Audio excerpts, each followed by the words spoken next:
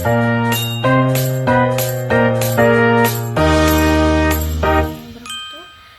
nama saya Fatimah Zahra dengan NIM 8622410045 dengan kelas RA3 PGSD. Di sini saya akan menjawab pertanyaan untuk memenuhi tugas UAS mata kuliah pedagogi. Baik, selanjutnya saya akan menjawab pertanyaan nomor 1. Yang pertama itu pertanyaannya, kasus siswa meninggal karena tersangkut jendela kelas. Apa sih yang harus dilakukan sekolah dan guru? Nah, menurut saya, kejadian itu menunjukkan bahwa pengawasan keselamatan di sekolah masih kurang. Beberapa hal yang perlu dilakukan itu langkah di sekolah, misalnya memperbaiki prasarana, terutama jendela, ventilasi di area yang berpotensi membahayakan siswa. Nah, selanjutnya juga seperti membuat aturan keamanan kelas, misalnya larangan memanjat meja, jendela, atau benda tinggi yang lainnya. Dan bisa juga menambah pengawasan khususnya pada saat jam istirahat dan pergantian jam pembelajaran. Dan bisa juga guru itu mengedukasi siswa tentang keamanan, misalnya mulai briefing pagi atau poster-poster keselamatan. Dan melakukan evaluasi rutin. Evaluasi rutin itu terhadap kondisi bangunan seperti sekolah dan kebiasaan siswa juga. Nah, langkah gurunya ini seperti apa? Langkah guru itu biasanya yang pertama ya, menurut saya, memberi nasihat dan pengarahan kepada siswa tentang perilaku aman di kelas dan mengawasi kelas dengan lebih teliti, terutama pada siswa yang ramai atau tidak ada guru yang lain. Dan membangun komunikasi dengan orang tua agar mereka juga ikut mengingatkan anaknya di rumah. Seperti itu. Jadi tujuan semua langkah itu supaya kejadian seperti ini tidak terulang lagi. Jadi siswa itu lebih sadar tentang bahaya di lingkungan sekolah. Nah, selanjutnya untuk pertanyaan yang kedua, dalam proses pembelajaran, guru juga memiliki banyak peran. Nah, apa saja? Menurut saya, guru itu tidak hanya mengajar, tetapi banyak peran pentingnya. Peran pentingnya itu yang pertama, guru sebagai pendidik itu menanamkan nilai, sikap, dan karakter yang baik. Nah, guru juga sebagai pengajar menyampaikan materi pelajaran supaya kita juga mengerti, paham. Guru juga sebagai pembimbing, bukan hanya sebagai pembimbing, dapat membantu siswa juga yang mengalami kesulitan belajar atau masalah pribadinya. Nah, guru juga sebagai motivator. Guru sebagai motivator itu memberi dorongan supaya siswa itu semangat dan percaya diri kepada diri sendiri. Nah, guru itu sebagai teladan lah, menjadi contoh perilaku yang baik bagi siswanya. Guru juga dapat evaluator, menilai juga hasil belajar dan perkembangan siswanya. Seperti itu. Jadi semua peran itu membuat proses pembelajaran jadi lebih lengkap. Dan pertanyaan ketiga, sebutkan 10 kompetensi pedagogik guru dan contohnya.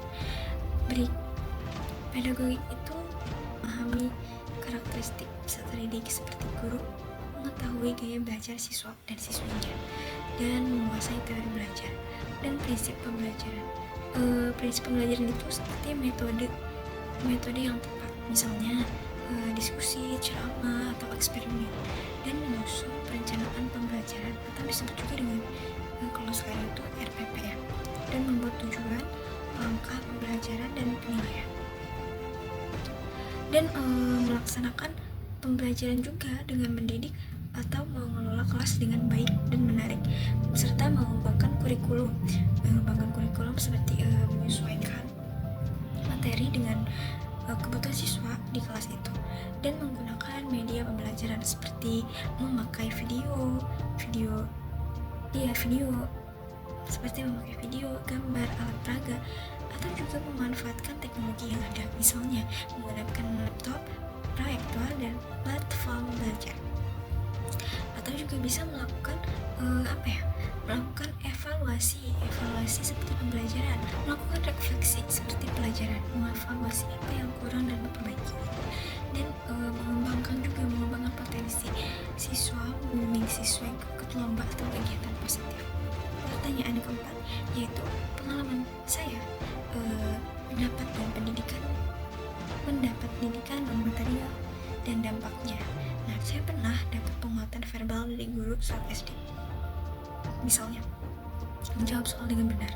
Itu membuat saya lebih percaya diri dan lebih bersemangat belajar. Dan saya juga pernah mendapat hukuman ringan seperti diberi tugas tambahan karena terlambat mengumpulkan PR. Nah, dampaknya saya jadi lebih disiplin, berhati-hati supaya tidak mengulangi kesalahan yang sama. Jadi pendidikan itu non material juga bisa membentuk sikap atau kebiasaan kita seperti itu. Nah, pertanyaan yang kelima, pengertian apa sih dan perbedaan apa teori belajar behavioristik dan kognitif konstruktivistik? Nah, behavioristik itu belajar dilihat juga dari perubahan perilaku yang bisa diamati dengan stimulus dan respon. Dan yang selanjutnya ada kognitif itu fokus pada pelajaran berpikir bagaimana informasi dipahami, diingat, dan diproses. Dan selanjutnya ada konstruktivistik ya.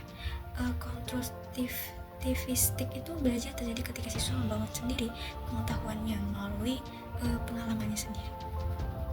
Jadi perbedaannya apa? Perbedaan itu teori itu lebih fokus kepada cara belajar peran guru.